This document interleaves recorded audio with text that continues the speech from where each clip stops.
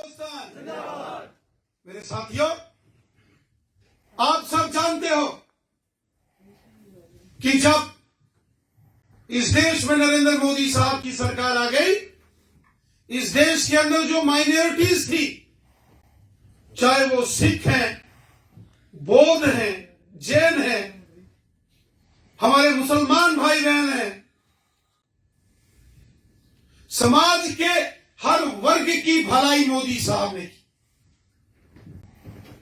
मोदी साहब जब 2014 में हमारे मुल्क के प्राइम मिनिस्टर बने, मोदी साहब ने नारा दे दिया, सबका साथ, सबका विकास और सबका विश्वास।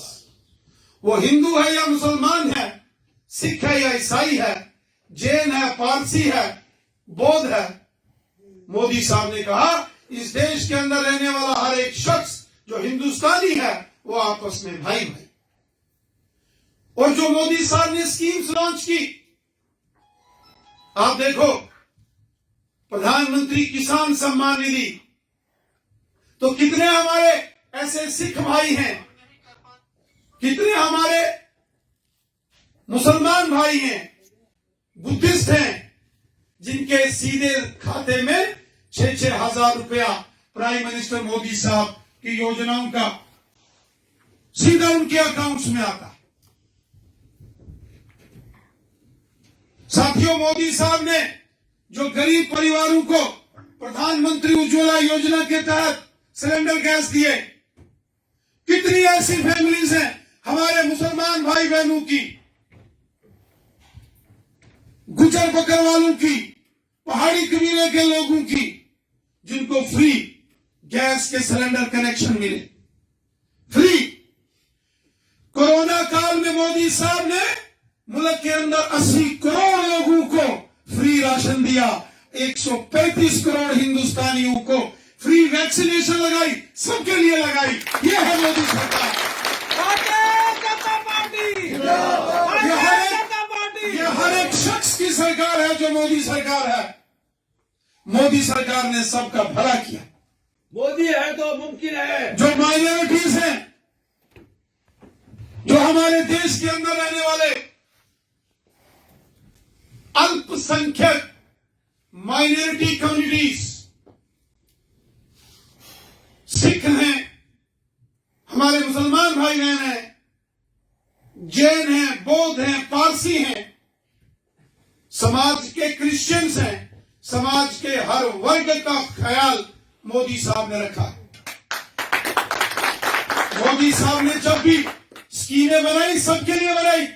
आयुष्मान भारत का 5-5 लाख के जो गोल्डन कार्ड्स बन रहे हैं, हेल्थ कार्ड मोदी साहब ने बनाए। भगवान न करे, खुदा वाहिगुरु न करे कि कोई आदमी कभी बीमार हो, लेकिन अगर कोई आदमी बीमार हो जाए, एक साल में एक हेल्थ कार्ड से एक परिवार में 5-5 लाख रुपया यही मोदी सरकार सबको देती है। ये कोई छोटी मोटी स्कीम है क्या? आप बताओ, आप लोगों को इसका फायदा हो रहा है कि नहीं हो रहा है? आपके खाते में 6-6 हजार आ रहा है कि नहीं आ रहा है? मुफ्त राशन मिल रहा है कि नहीं मिल रहा? कोरोना के फ्री वैक्सीनेशन, इंजेक्शन, टीके लगे कि नहीं लगे? सबको मिले, किसी के साथ कोई भेदभाव नहीं। ये मोदी सरकार सबकी सरकार है। मेरे भाइयों बहनों, मोदी साहब ने कहा, आपने देखा जो हमारे सिख भाई बहन हैं, सिख भाइयों की एक लंबी डिमांड थी कि गुरु गोविंद सिंह जी महाराज जी के जो 4 साहिबजादे, उनकी कुर्बानी के ऊपर बाल दिवस होना चाहिए, चिल्ड्रंस डे। मोदी साहब ने वीर बाल दिवस उसकी घोषणा कर दी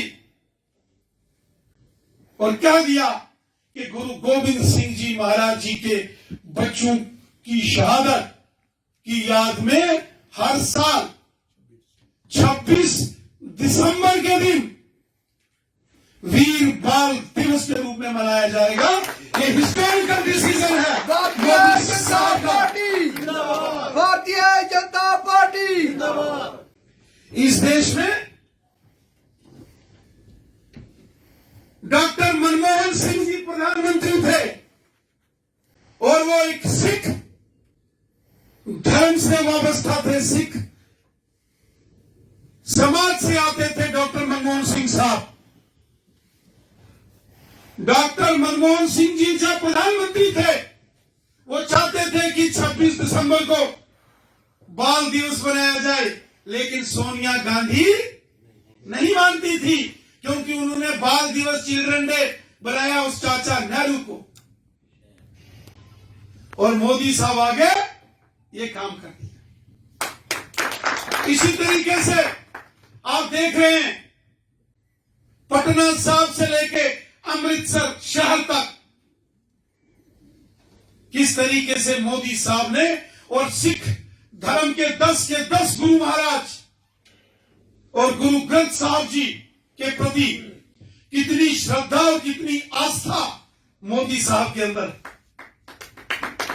जब अफगानिस्तान के अंदर वहां तालिबान की हुकूमत ने गुरुद्वारों को गिराया और वहां गुरु ग्रंथ साहब को किस तरीके से मोदी साहब के जो मिनिस्टर थे उन्होंने लेके आए, हरदीपुरी साहब। और इसी तरह जो हमारे मुसलमान भाई बहन हैं इस देश के अंदर, मोदी साहब की जब सरकार आ गई, मोदी साहब ने ऐलान कर दिया, उसमें उन्होंने कहा मैं अपने मुसलमान समाज के बच्चों के एक हाथ में कुरान शरीफ देखना चाहता हूं तो दूसरे हाथ में कंप्यूटर देखना चाहता हूं। देश भारतीय जनता पार्टी जिंदाबाद। देश कितने ऐसे मदरसों के अंदर पढ़ाने वाले मौलानाओं को उन्होंने रिक्रूटमेंट करके टीचर का दर्जा दे दिया। और उसके साथ साथ हर साल जो हज जाने वाले लोग हैं, स्पेशल मक्का मदीना के अंदर हिंदुस्तान की हुकूमत हज यात्रा के दौरान स्पेशल अरेंजमेंट्स वहां किए जाते हैं। और सबसे बड़ी बात मोदी साहब की,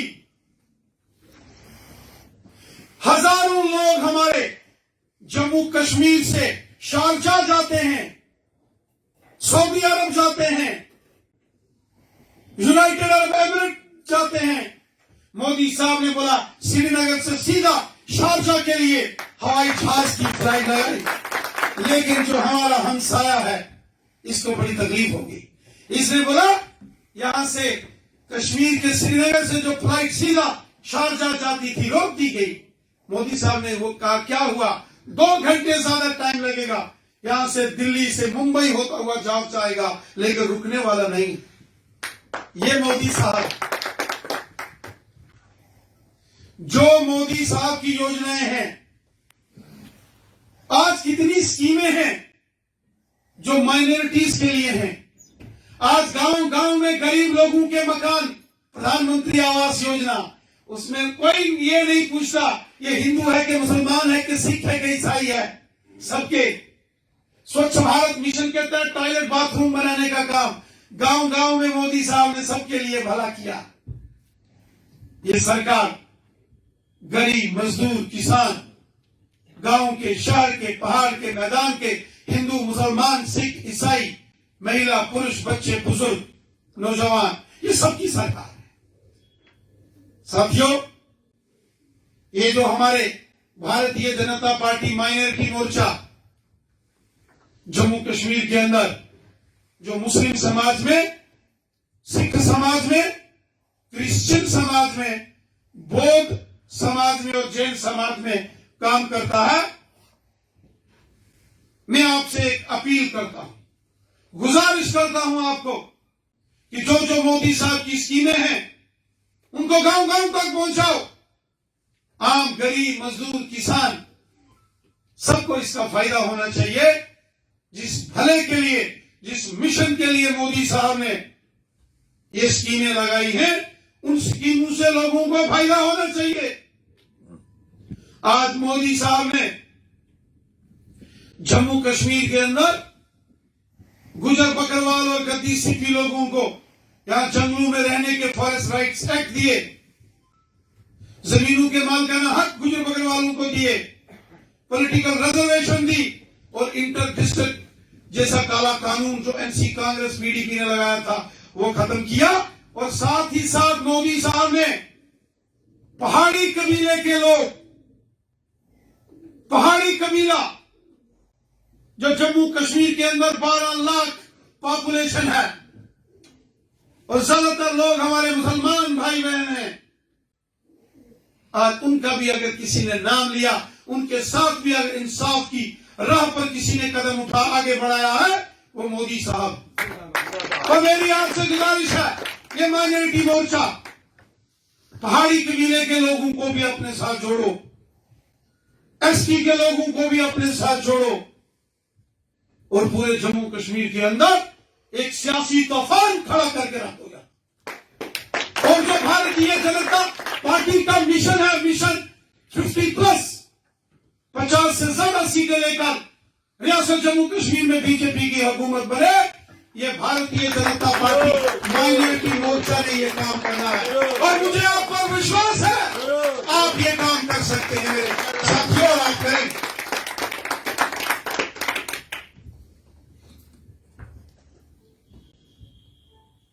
एक पुराना किसी ने शेर बोला,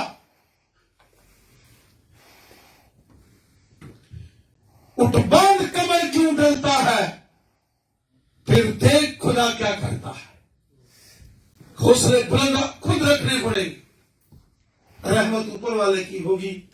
आओ हम मिलकर इस पूरे रियासत जम्मू कश्मीर में भारतीय जनता पार्टी को मजबूत करें और जो सारे काम मैंने आपको गिनाए हैं वो करें। इतना ही कहते हुए मैं अपनी वाणी को यही विराम देता हूं। आप सबका बहुत बहुत शुक्रिया। जय हिंद, जय भारत।